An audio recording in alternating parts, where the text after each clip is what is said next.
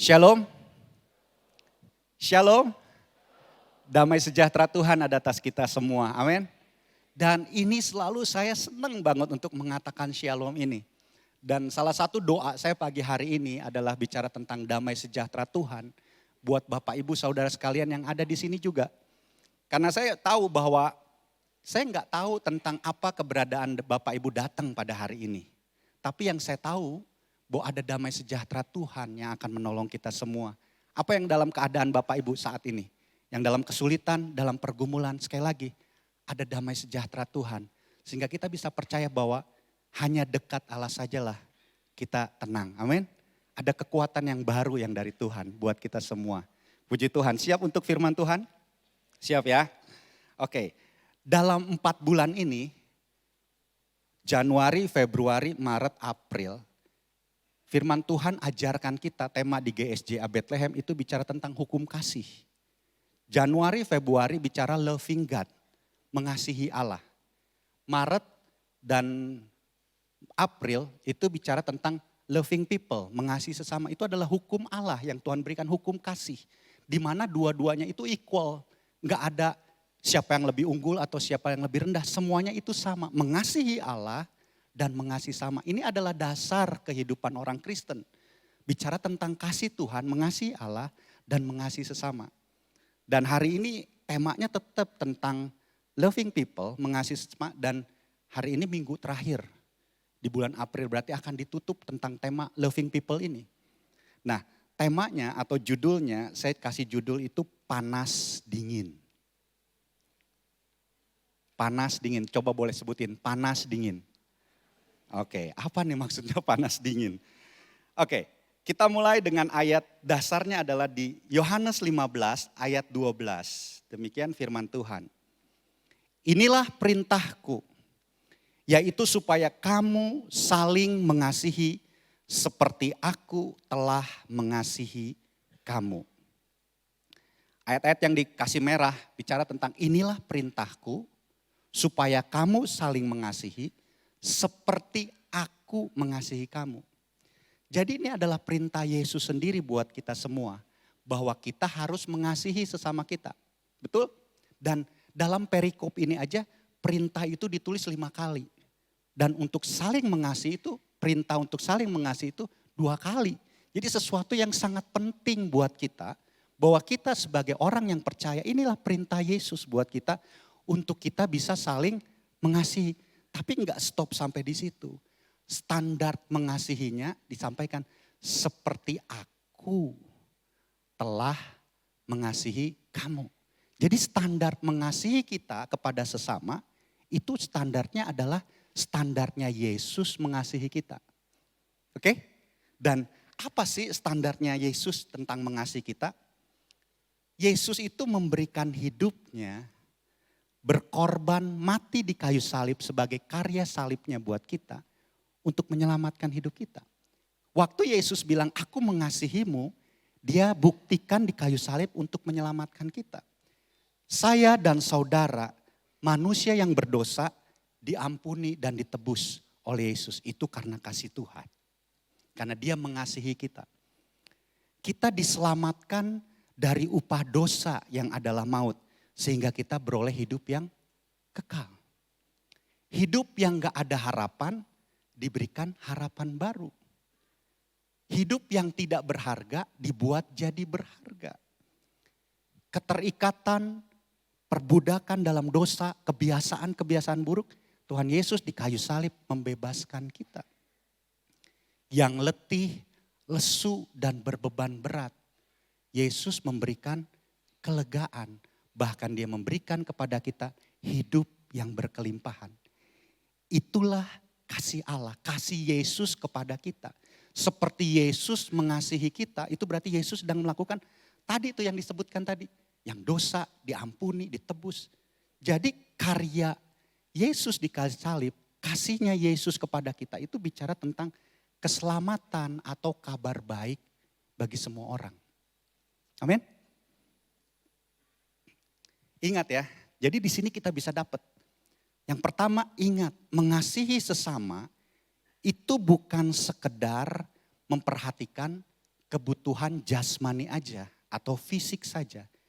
Memang manusia cenderung mengasihi hanya memperhatikan kebutuhan jasmani. Salah enggak? Enggak salah. Berbuat baik, sebuah perbuatan baik itu no problem. Itu memang Tuhan Yesus katakan. Tapi sekali lagi, mengasihi seperti Yesus mengasihi itu lebih dari sekedar perbuatan baik. Dari cuma sekedar istilahnya menolong, melayani, memperhatikan, memberi bantuan sembako dan segalanya. Itu baik dan harus terus dilakukan Bethlehemers, jangan sampai berhenti. Tetapi mengasihi sesama sebagaimana Yesus telah mengasihi kita, Yesus itu melihat secara utuh kebutuhan manusia. Bukan hanya kebutuhan jasmani, tapi juga rohani. Ada tubuh, ada jiwa, ada roh. Yang letih lesu dan berbeban berat, aku memberikan kelegaan. Itu bicara tentang kejiwaan. Dosa diampuni, ditebus. Itu bicara tentang roh kita. Jadi Yesus mengasihi kita itu secara utuh. Enggak setengah-setengah. Dengan dia mati di kayu salib berarti dia menjawab seluruh kebutuhan manusia. Jadi waktu saya bilang kita atau perintah Tuhan bicara tentang mengasihi sesama seperti yang Yesus lakukan, itu satu paket. Enggak bisa dipisahkan, yaitu berkata tentang berbuat baik dan memberitakan kabar baik, yaitu keselamatan tentang Yesus. Jangan sampai lupa itu. Bahwa bukan cuma sekedar berbuat baik, menolong, itu baik, tapi juga menceritakan tentang bagaimana Yesus yang menjawab seluruh kebutuhan kehidupan manusia, tubuh, jiwa, dan roh, jasmani dan rohani. Seperti Paulus juga buka di dalam 1 Tesalonika 2 ayat 8. Paulus juga bilang gini, demikian kami dalam kasih sayang yang besar akan kamu, bukan saja rela membagikan Injil Allah dengan kamu, tetapi juga hidup kami sendiri dengan kamu karena kamu telah kami kasihi. Jadi Paulus rela membagikan Injil. Waktu dia bilang mengasihi jemaat di Tesalonika, bukan hanya dia membantu jemaat di Tesalonika, tapi juga dia memberitakan tentang kabar baik, yaitu siapa Yesus yang sebagai Tuhan dan Juru Selamat kehidupan yang menjawab seluruh kebutuhan hidup manusia. Yesus disampaikan oleh Paulus. Meskipun kita tahu kalau baca ceritanya. Waktu menyampaikan Injil itu Paulus itu didera. Paulus itu dipenjara. Paulus itu disiksa. Dalam sebuah kesulitan besar. Tuh menyampaikan tentang mengasihi sesama, salah satu mengabarkan tentang Yesus. Tentang kabar, tentang Injil itu. Sekaligus dia terus menyampaikan tentang kabar baik, yaitu Yesus ada semua. Amin. Nah pertanyaannya, kita tahu itu bukan tidak stop sebagai perbuatan baik. Kita menyampaikan Yesus yang menebus dosa manusia. Pertanyaannya, masihkah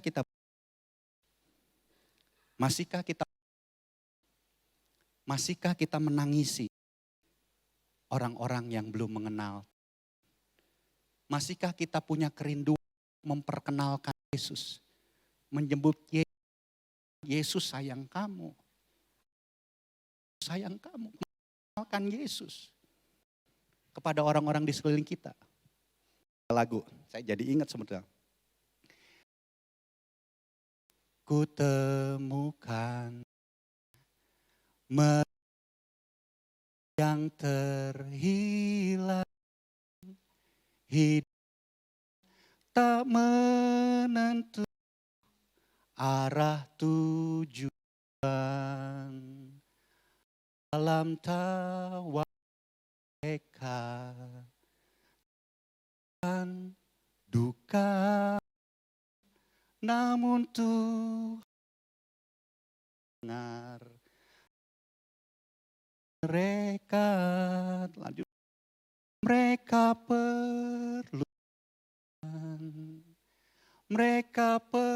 perlukan kasih Yesus yang besar.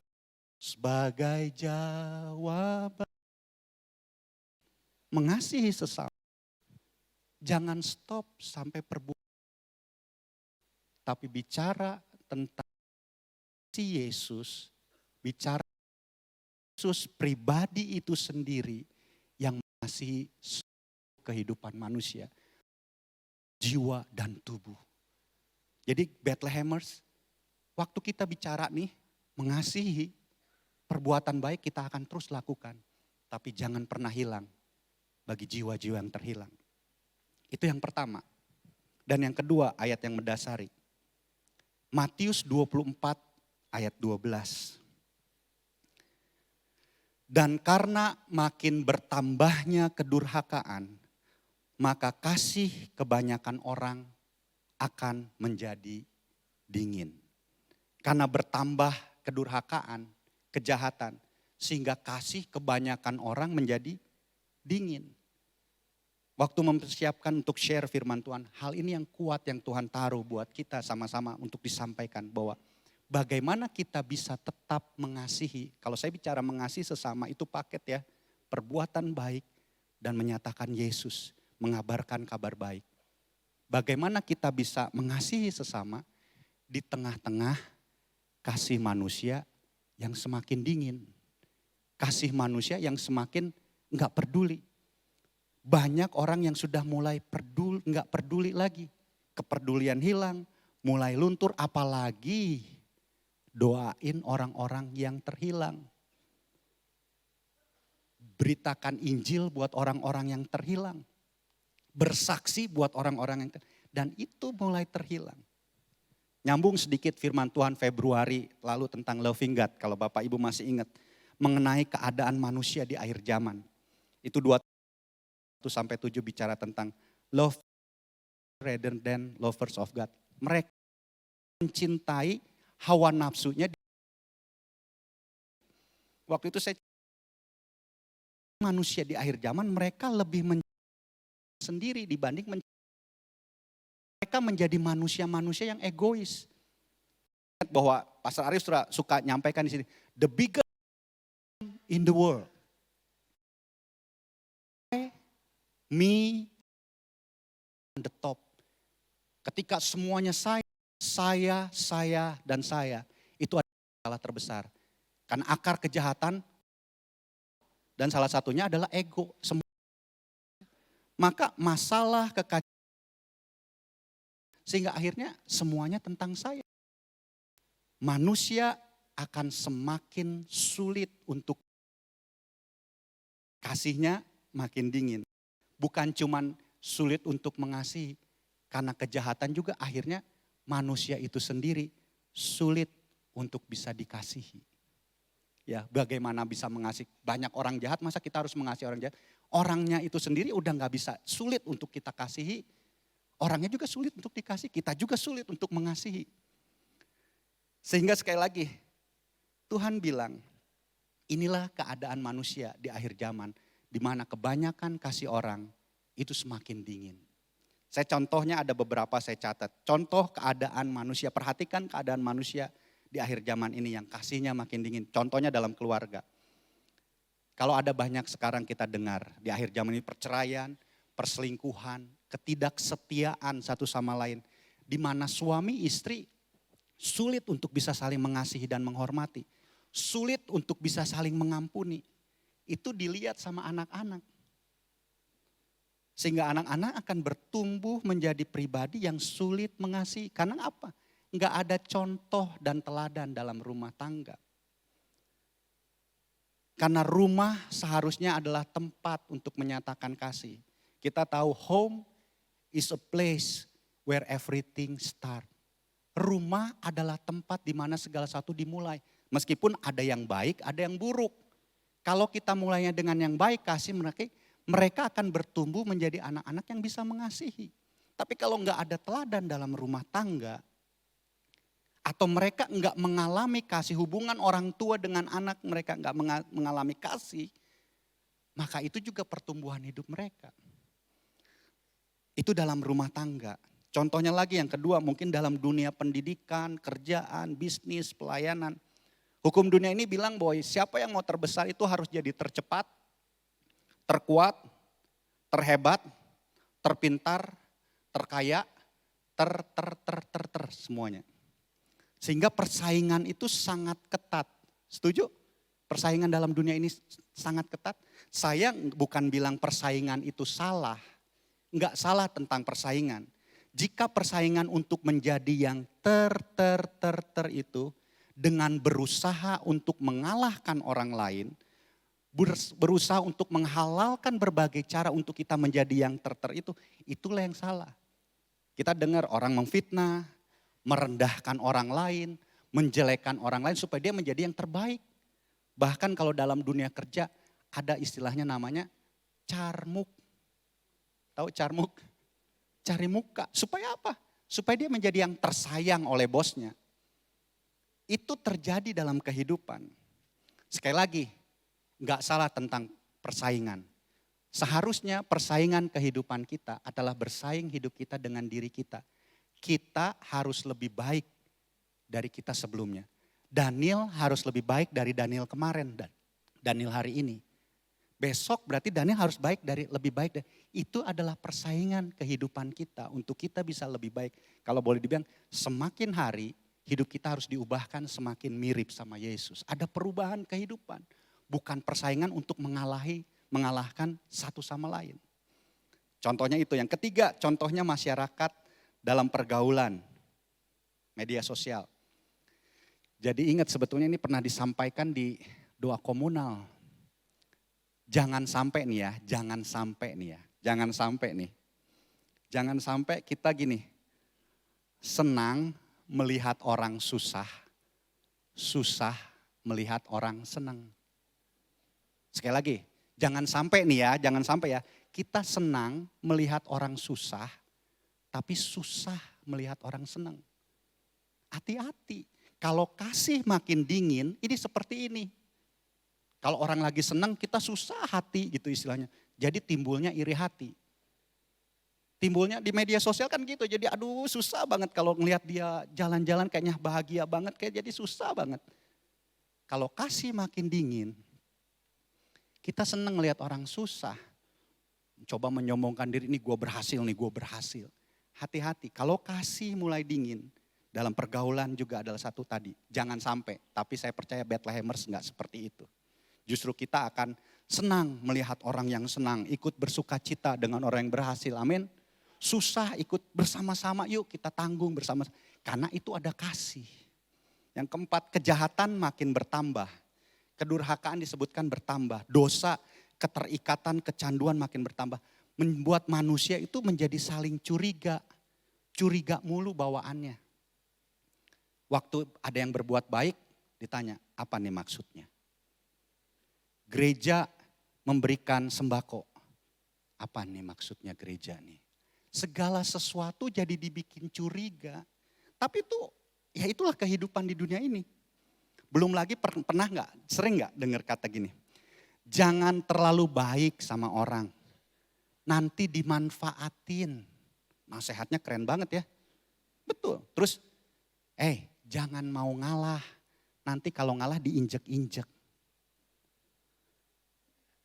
Wajar dengar nasihat itu dalam keadaan dunia yang makin jahat ini. Karena akan banyak yang nipu memang. Saya bilang begini bukan berarti kita polos-polos aja, bukan. Kita harus tetap berhikmat dan berhati-hati. Tapi lihat, karena keadaan kejahatan manusia, kasih makin dingin sehingga orang juga, ya tadi bilang sulit untuk mengasihi, bahkan orang itu sulit untuk dikasihi. Itu keadaan karena kasih makin lama makin turun, kejahatan manusia semakin meningkat. Yang terakhir contohnya mungkin yang saya catat nih. Belum lagi penguasaan diri manusia itu makin tipis. Kalau boleh dibilang makin tipis. Kalau gadget, handphone paling tipis, paling bagus. Tapi ini penguasaan diri manusia makin tipis. Baru sebentar udah emosi. Emosi bawaannya emosi melulu. Di jalan baru diklakson, tek, tet. Buka, apaan sih lo? Wes langsung gitu. Manusia emosinya makin tinggi. makin tipis penguasaan dirinya. Caci maki itu dengan mudah keluar di jalanan. Bahkan kekerasan, pukulan sampai pembunuhan itu sering terjadi. Inilah kenapa, karena penguasaan manusia itu di akhir zaman itu semakin tipis. Kejahatan, kasihnya makin dingin. Inilah beberapa contoh kehidupan manusia di akhir zaman.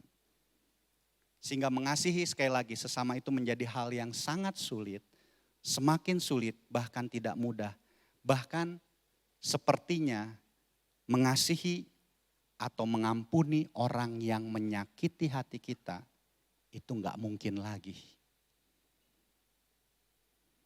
Karena memang orang itu sulit untuk dikasihi kan.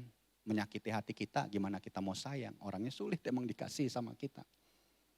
Sementara kasih kebanyakan orang semakin dingin. Tuhan mau gerejanya yaitu saya dan saudara untuk bisa mengasihi lebih lagi. Jangan sampai justru gereja ikut sama dengan dunia ini. Kasihnya gereja makin lama juga makin dingin. Jangan sampai gereja meninggalkan kasih yang mula-mula yang firman Tuhan bilang. Tuhan mau kasih kita tuh semakin panas. Justru karena melihat sebuah keadaan yang seperti ini, gereja Tuhan harus semakin peduli satu sama lain.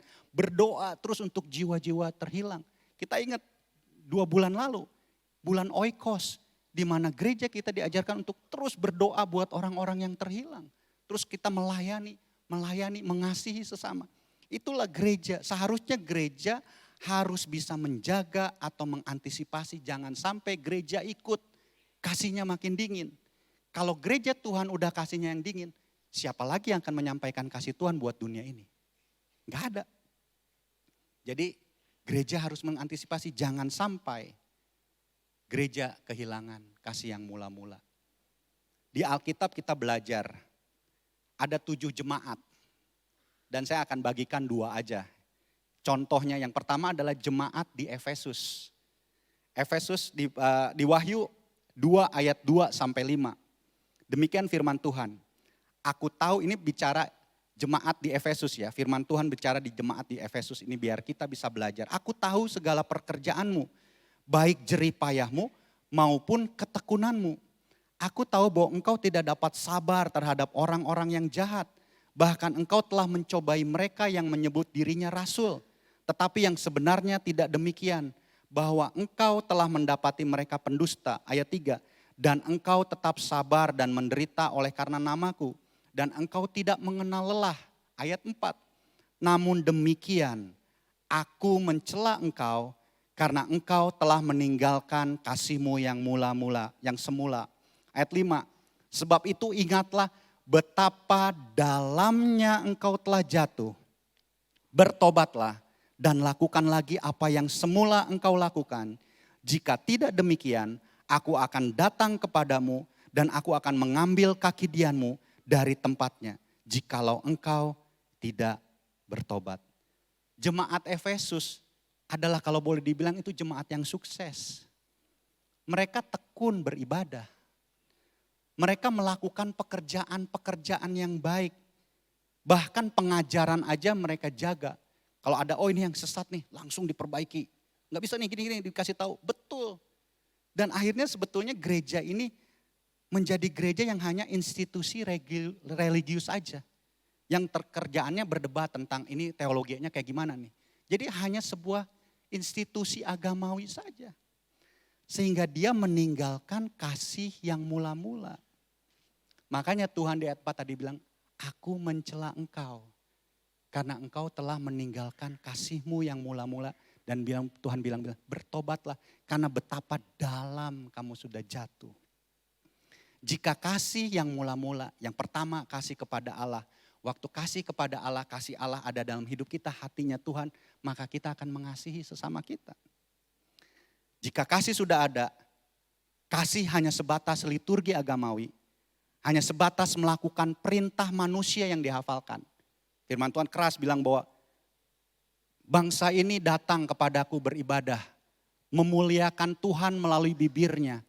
Tapi hatinya jauh daripadaku. Saya percaya bahwa gereja Tuhan gak mau seperti ini. betapa dalamnya engkau telah jatuh jauh hatimu dari Tuhan. Bertobatlah. Gereja Tuhan udah gak ada lagi hati buat jiwa-jiwa. Atau mungkin cuma sedikit. Kemudian jemaat yang kedua, jemaat dari Laodikia. Jemaat Laodikia. Wahyu 3 ayat 15 sampai 17. Demikian firman Tuhan. Aku tahu segala pekerjaanmu. Engkau tidak dingin dan tidak panas. Alangkah baiknya jika engkau dingin atau panas. Jadi karena engkau suam-suam kuku dan tidak dingin atau panas, aku akan memuntahkan engkau dari mulutku. Ayat 17, karena engkau berkata, aku kaya dan aku telah memperkaya diriku. Dan aku tidak kekurangan apa-apa. Dan karena engkau tidak tahu bahwa engkau sesungguhnya apa? Melarat, malang, miskin, buta, dan telanjang. Ini sebetulnya peringatan buat gereja Tuhan. Kalau gereja bilang, saya udah cukup baik. Saya ini udah kaya, udah cukup, gak kekurangan apa-apa. Hidup saya udah yang penting mah baik aja. Saya gak ngeganggu orang, itu yang penting. Udah hidup mah yang penting gak ngeganggu orang. Dan semua tujuannya adalah untuk saya, kembali lagi memperkaya diri dibilangnya. Kalau hanya datang ke gereja untuk supaya saya diberkati. It's good diberkati sama Tuhan. Tapi kalau cuma itu, dan kita kehilangan kasih, hidup kita suam-suam kuku, gak pernah punya kasih kepada orang-orang yang terhilang, gak pernah mau memberitakan tentang Yesus, gak pernah mau menolong orang melakukan perbuatan baik. Firman Tuhan, hidup yang seperti itu, yang suam-suam kuku, maka Tuhan akan memuntahkannya. Siapa yang diberkati dalam gereja Tuhan? Kalau boleh angkat tangannya, yang diberkati dalam setiap ibadah. Puji Tuhan, saya diberkati, silakan. Bagus, saya percaya teman-teman pelayan tuh ya, di departemen pelayanan ya, mereka mempersiapkan setiap ibadah dengan yang terbaik. Mereka mendoakan agar setiap orang tuh ketemu dengan Tuhan. Dan kita bisa rasakan Tuhan hadir. Ada yang lemah dikuatkan, yang sakit disembuhkan, yang dalam pergumulan dibukakan jalan keluar. Itu kan sangat baik dalam sebuah ibadah yang baik. Dan kita bersyukur buat itu semua. Tapi gereja Tuhan jangan sampai lengah. Bukan cuman kita menerima dari kasih yang dari Tuhan. Tapi Tuhan mau gereja Tuhan jangan sampai kehilangan kasih untuk jiwa-jiwa. Bagaimana punya kerinduan untuk memberitakan tentang Injil. Bagaimana punya kerinduan untuk menceritakan tentang Yesus. Siapa Yesus sesungguhnya. Yesus adalah juru selamat satu-satunya, tidak ada yang lain. Ini yang Tuhan mau. Sekali lagi, jangan sampai bagus, jadi hanya liturgi agama. Kita diberkati, tapi kita suam-suam kuku. Kita harus menjadi gereja yang seutuhnya. Merasakan Tuhan, mengalami Tuhan, dan sekaligus kita memberitakan tentang kasih Tuhan bagi orang-orang di sekeliling kita. Sepertinya ini firman Tuhan keras buat jemaat-jemaat di Efesus dan di Laodikia, termasuk mungkin ke GSJA Bethlehem. Tapi ingat, Wahyu lanjut ya, itu kan tadi Wahyu 3 tuh terus 17. Ini ayat 19-nya firman Tuhan tutupnya gini. Barang siapa kukasihi, ia kutegur dan kuhajar. Sebab itu relakanlah hatimu dan bertobatlah. Sebelum Bapak Ibu, waktu saya mempersiapkan bersama keluarga juga, ya saya juga ditegur, saya juga dikasih tahu, saya juga ditunjukkan.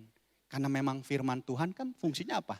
Untuk mengajar kita, memperbaiki kelakuan kita, menginsafkan kita, menegur kita, menuntun kita, mengajari kita yang benar.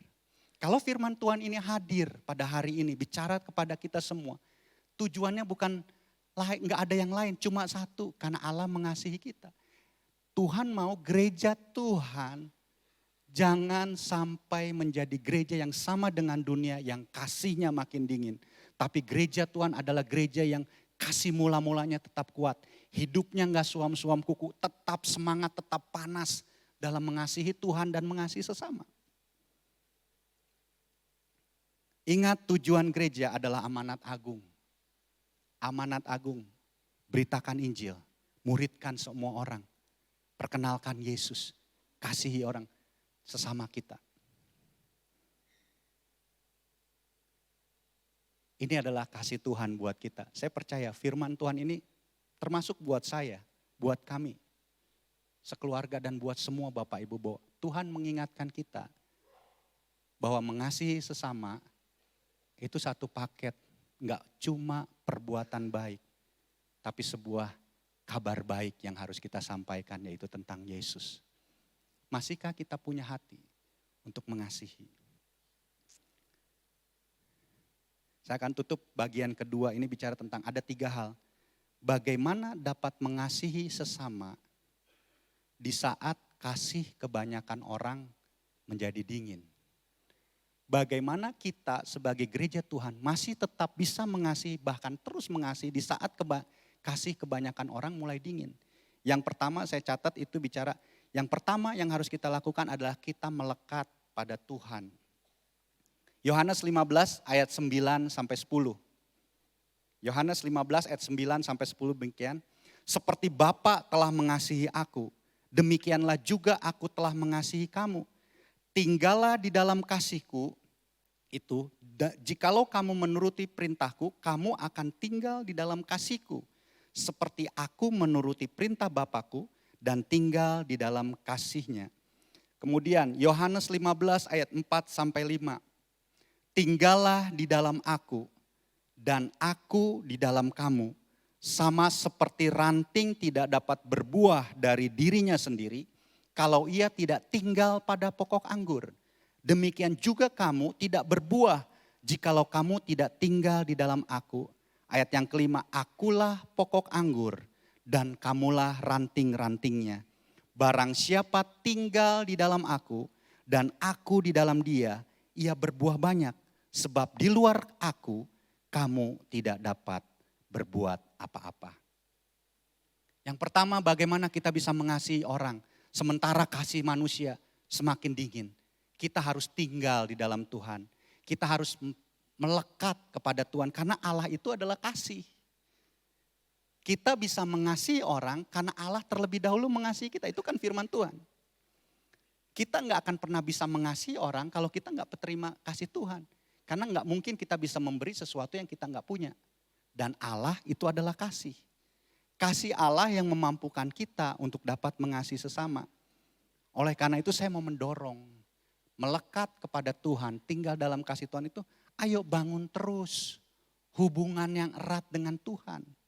Melalui doa, firman Tuhan, melalui pujian, penyembahan, melalui kehidupan melakukan firman Tuhan, merenungkan dan melakukan. Itu berarti kita sedang tinggal dalam firman Tuhan, tinggal dalam kasih Tuhan.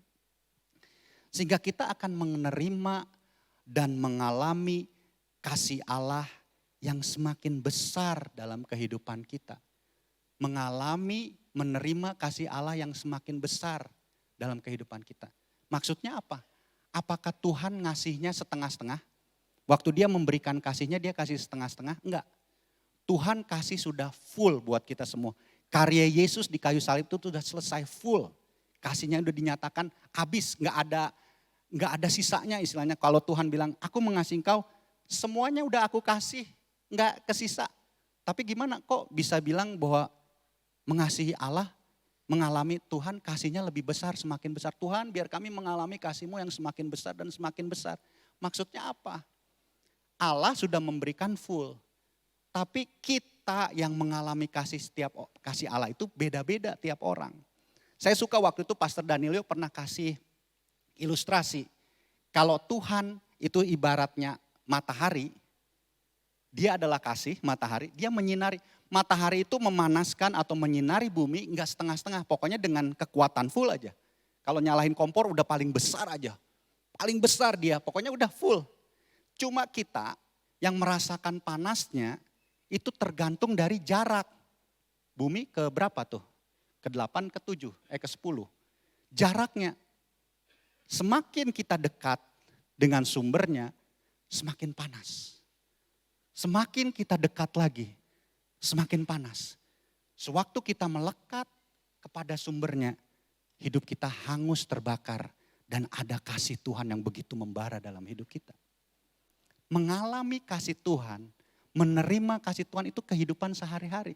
Yang menentukan adalah jarak, bagaimana kita membangun hubungan yang erat dengan Tuhan. Melekat dengan Tuhan sehingga kasih itu akhirnya membakar hidup kita sehingga nggak ada sisa lagi hidup kita. Dia harus semakin bertambah, aku semakin berkurang. Ini bicara ini. Udah nggak ada ego akunya lagi. Karena kasih Tuhan yang begitu membakar hidup kita. Dan satu lagi yang menghambat panasnya kasih Tuhan, itu kalau ada yang menghalangi. Kita bisa berteduh ya di atas pohon matahari. Itu kan yang membuat kita nggak panas. Jadi ini maksudnya apa? Yang membuat kita nggak bisa mengalami kasih Tuhan lebih, ada yang menghambat. Apa?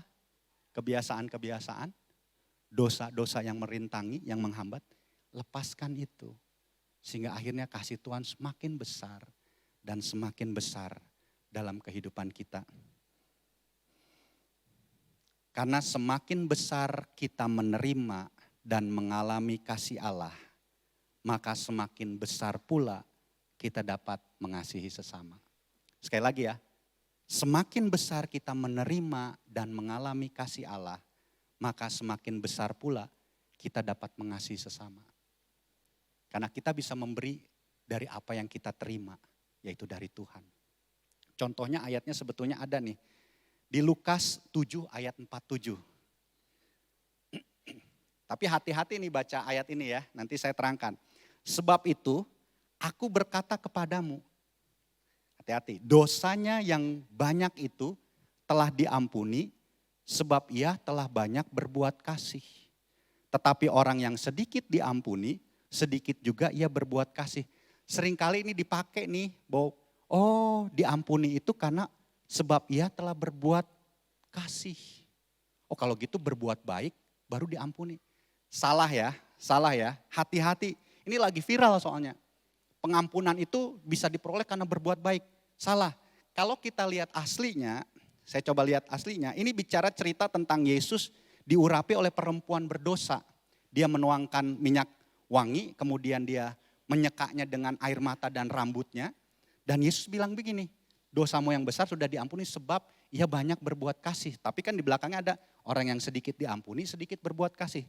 Coba lihat di teks aslinya dalam bahasa Yunani, bicara gini, sebab ada dua tuh, sebab dan sebab ya, ada ya.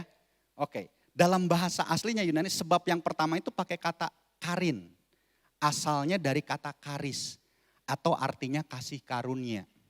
Dan yang kedua sebab ia telah banyak berbuat kasih, itu kata akar katanya dipakai kata hoti. Artinya oleh sebab itu, atas dasar itu, sehingga. Itu artinya. Jadi kalau kita coba terjemahkan dalam bahasa aslinya, ini yang di belakang, di bawah nih. Nah, next.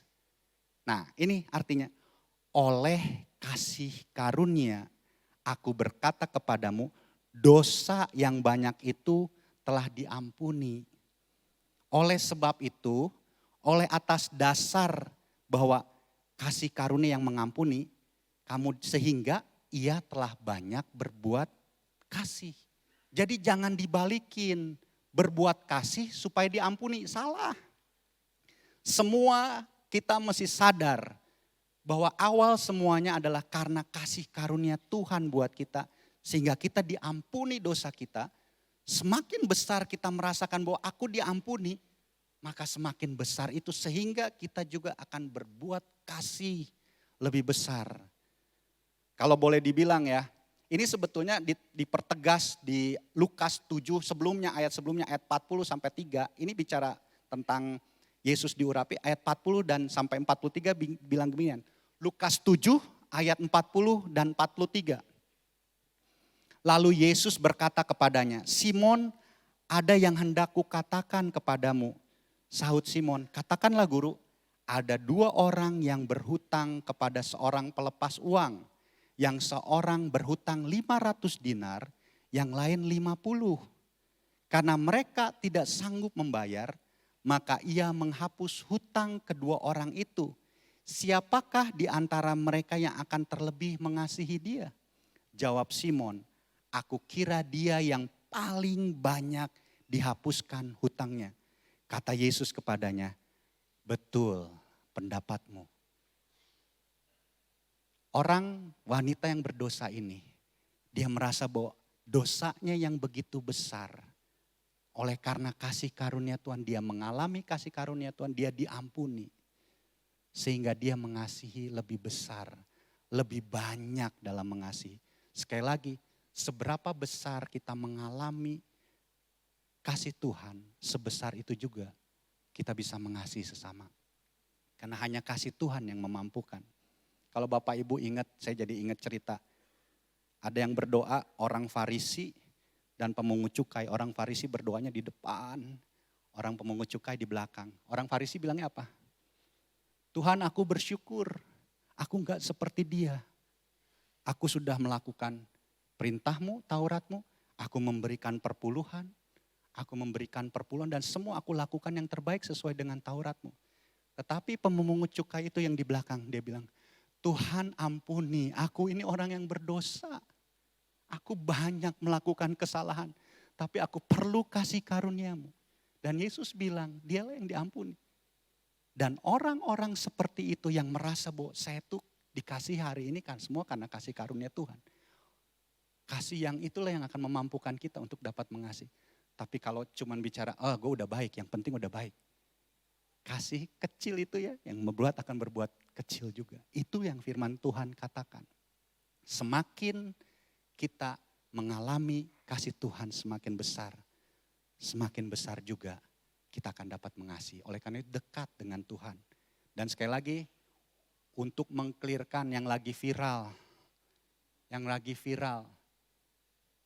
berbuat baik untuk dapat pengampunan, berbuat baik untuk keselamatan itu salah.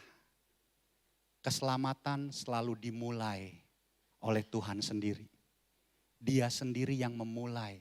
Sehingga waktu kita terima keselamatan, maka kita berbuat baik itu adalah sebagai tanda ucapan syukur. Ada quote yang saya tulis, perbuatan baik bukan untuk memperoleh keselamatan, tetapi sebuah tanda ucapan syukur atas kasih karunia keselamatan yang kita terima dari Tuhan Yesus. Sekali lagi, perbuatan baik bukan untuk memperoleh keselamatan atau pengampunan. Tapi karena tanda ucapan syukur, karena saya sudah diampuni, saya sudah terima keselamatan. Itu adalah tanda ucapan syukur kita kepada Tuhan. Lanjut ya, yang kedua. Bagaimana kita dapat mengasihi sesama di saat kasih kebanyakan orang menjadi dingin. Yang kedua, komitmen untuk tetap mengasihi. Miliki keteguhan hati, komitmen untuk terus mengasihi. Kalau kita balik ke ayat dasar tadi, Yohanes 15 ayat 12. Yohanes 15 ayat 12 sebetulnya ayat 13-nya dilanjutin tuh. Inilah perintahku yaitu supaya kamu saling mengasihi seperti aku telah mengasihi kamu. Aku telah mengasihi kamu sebetulnya ayat 13. Tidak ada kasih yang lebih besar daripada kasih seorang yang memberikan nyawanya untuk sahabat-sahabatnya. Buka lagi Yeremia 31 ayat 3. Yeremia 31 ayat 3, aku mengasihi engkau dengan kasih yang kekal selama-lamanya. Sebab itu aku melanjutkan kasih setiaku kepadamu. Tuhan bilang, I have loved you with an everlasting love. Kasih Tuhan itu kekal, komitmen Allah itu, keputusan Allah itu kekal, tidak dibandingkan, tidak berdasarkan situasi dan kondisi. Sekali lagi, kasih itu bukan cuma perasaan, tapi sebuah tindakan yang nyata, yang dibuktikan. Kalau Yesus mati di kayu salib, harus ada sebuah tindakan yang nyata, bukan cuma perasaan.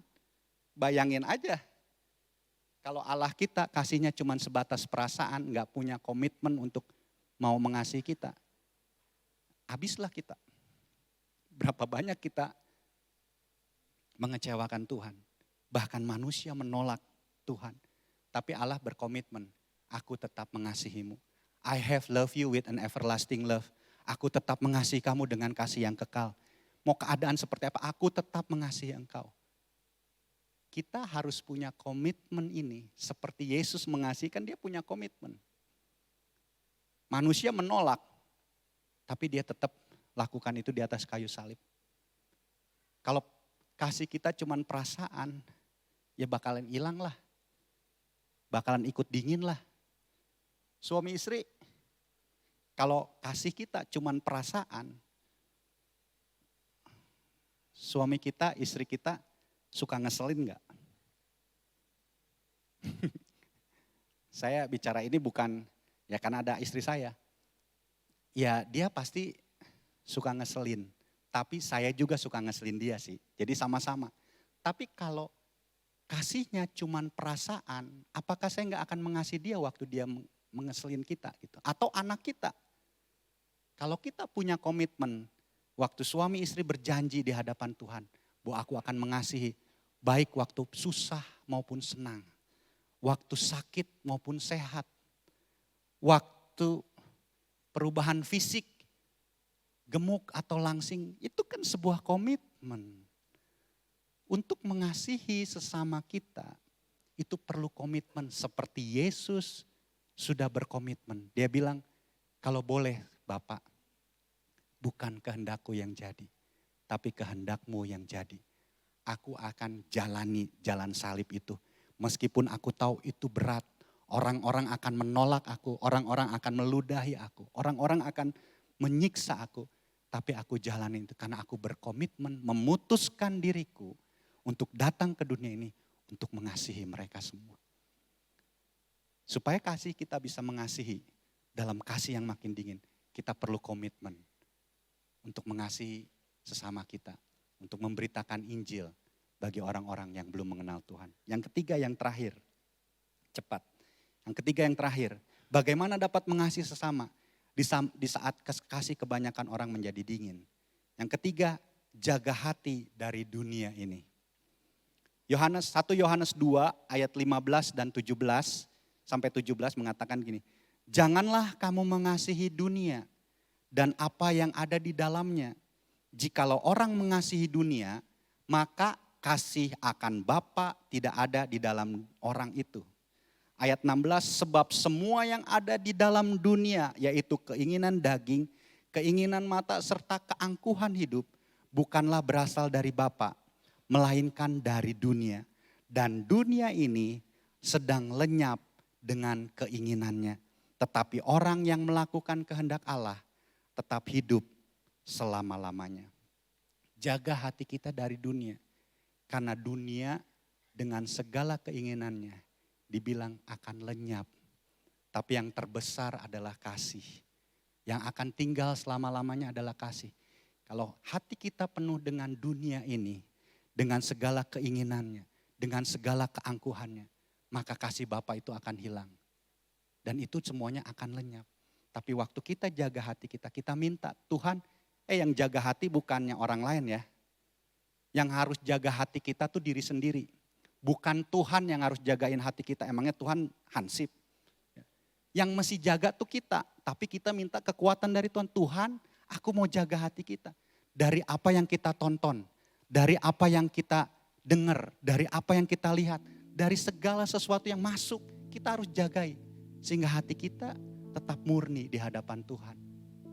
Sehingga dunia tidak masuk, keinginannya tidak masuk, pola-pola pikir dunia enggak masuk. Sekarang kan sedang dibuat anak-anak muda, yang penting buat dirinya gimana jadi sukses, betul enggak jadi masalah. Tapi kalau itu yang terus masuk, tidak jagai hatinya, maka kasih akan hilang. Dia hanya berpikir untuk bagaimana dirinya kaya, bagaimana dirinya diberkati, bagaimana dirinya hidup dalam kelimpahan. Tapi hilang kasih yang mula-mula. Bagaimana bisa peduli sebetulnya? Kenapa Tuhan kasih kaya? Kenapa Tuhan kasih kekuatan? Kenapa Tuhan kasih kepintaran? Kenapa Tuhan kasih kemampuan? Ujungnya adalah supaya orang bisa mengenal kasih Tuhan. Saya akan tutup dengan sebuah ayat yang sering kita dengar. Matius 5 ayat 16. Demikianlah hendaknya terangmu bercahaya di depan orang, supaya mereka melihat perbuatanmu yang baik dan memuliakan Bapamu yang di sorga. Saya mau mengajak, jangan stop. Jangan stop sampai orang melihat perbuatanmu yang baik. Hasil-hasil karyamu yang begitu besar. Jangan stop sampai di situ. Kalau stop sampai di situ, kalau kita nggak bisa jaga aja, kita akan jadi sombong. Wih, gue nih, perbuatan baik nih, keren nih usaha gue. Kuliah gue, kerjaan gue bagus banget nih. Sehingga orang bisa melihat, wih keren banget dia. Kalau cuman stop sampai di situ, buat apa orang-orang di sekeliling kita? Dibilang sampai mereka memuliakan Bapa. Perbuatan baik kita harus terus kita lakukan. Karya-karya yang terbaik harus kita lakukan. Dan jangan lupa sampaikan kabar baik. Mengasihi itu bukan cuma melakukan perbuatan baik, tapi juga menyampaikan kabar baik. Sehingga orang bisa mengenal Yesus, mengalami Yesus, dan akan sama-sama kita memuliakan Bapa kita di sorga. Amin. Mau sama-sama? Untuk kita belajar bisa mengasihi. Di saat kasih manusia yang semakin dingin, kita harus tetap panas. Harus tetap hot. Panas dalam mengasihi. Satu paket. Mengasihi, perbuatan baik, dan juga memberitakan tentang kabar baik. Mari saya undang kita bangkit berdiri.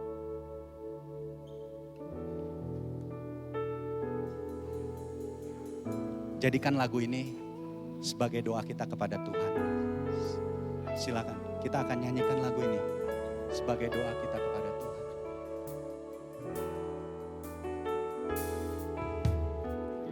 Berikan ku hati seperti hatimu, hati yang mengasihi, jiwa yang terhilang. Berikan ku mata seperti matamu, memandang jiwa yang dalam. Ku mau berada dalam rencananya dan melakukan perbuatannya yang besar. Pulihkan hati yang terluka, menjadi rumah bagi mereka yang lelah, membagi hidup dan milik kita bersama.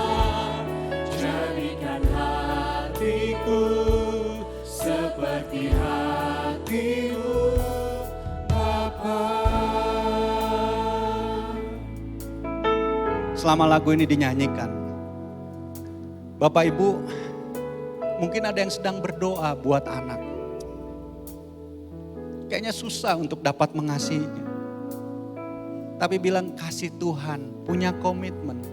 Kasih Allah yang sanggup mengasihi. Dan yang kedua, mungkin ada yang sulit untuk mengasihi orang tua. Saat ini saya nggak tahu di mana orang itu.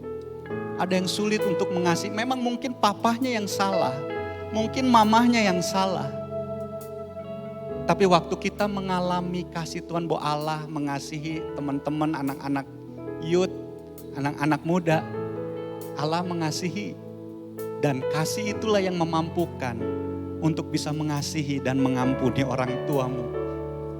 Dan hari ini biar alami kasih Tuhan semakin besar. Aku mau berdoa, kami mau berdoa. Sama-sama biar kesempatan hari ini kita mau komitmen sama-sama. Tuhan mengasihi sesama itu bicara tentang berbuat baik sekaligus mengabarkan tentang kabar baik. Dan saya mau ada di situ. Saya nggak mau hilang kasih yang mula-mula dalam hidup saya. Gereja Tuhan nggak akan pernah mau hilang tentang kasih yang mula-mula itu. Dan inilah saya Tuhan, saya mau berkomitmen untuk tetap tinggal di dalam Tuhan. Mengalami kasih Allah lebih besar lagi. Untuk punya komitmen seperti Yesus berkomitmen untuk mengasihi. Dan kami mau jaga hidup kami terhadap segala sesuatu yang dalam dunia ini. Sehingga hidup kami terjaga dalam kasih Tuhan.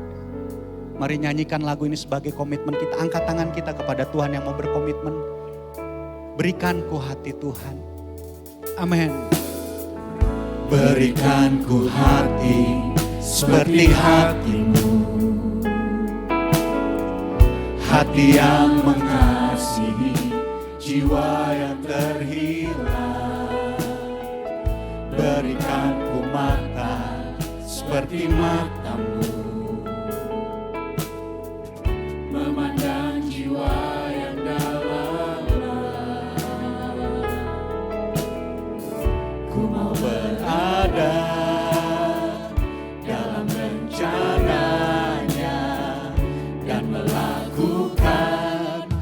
perbuatannya yang besar,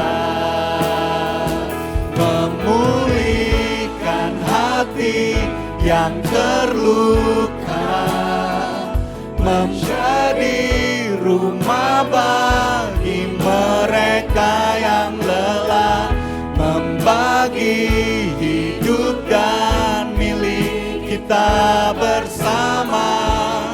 Jadikan hatiku seperti hatimu, memulihkan hati yang terluka, menjadi rumah bagi mereka yang lelah, membagi hidup dan milik kita bersama.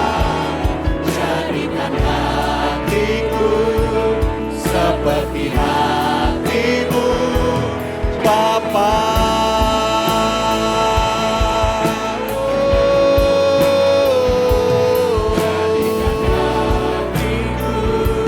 Seperti hatimu, Bapa. Katakan ini dengan kasih Tuhan. Jadikan hatiku seperti hatimu, Bapa.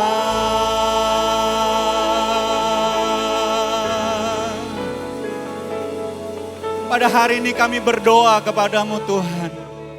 Terima kasih buat kasih-Mu yang begitu besar buat kami. Engkau yang sudah mengampuni setiap dosa-dosa kami. Waktu kami berdosa, Engkau tetap mengasihi kami. Engkau telah mengasihi kami, kami mengucap syukur. We never take it for granted untuk setiap kasih setia Tuhan yang kami terima. Bapak, kami berdoa biar kami punya pola hati, pola pikir yang benar. Bagaimana kami sungguh-sungguh merasakan bahwa Engkau Allah yang begitu mengasihi kami. Sehingga kasih itu Tuhan yang memampukan kami untuk dapat mengasihi sesama kami. Inilah hidup kami Tuhan.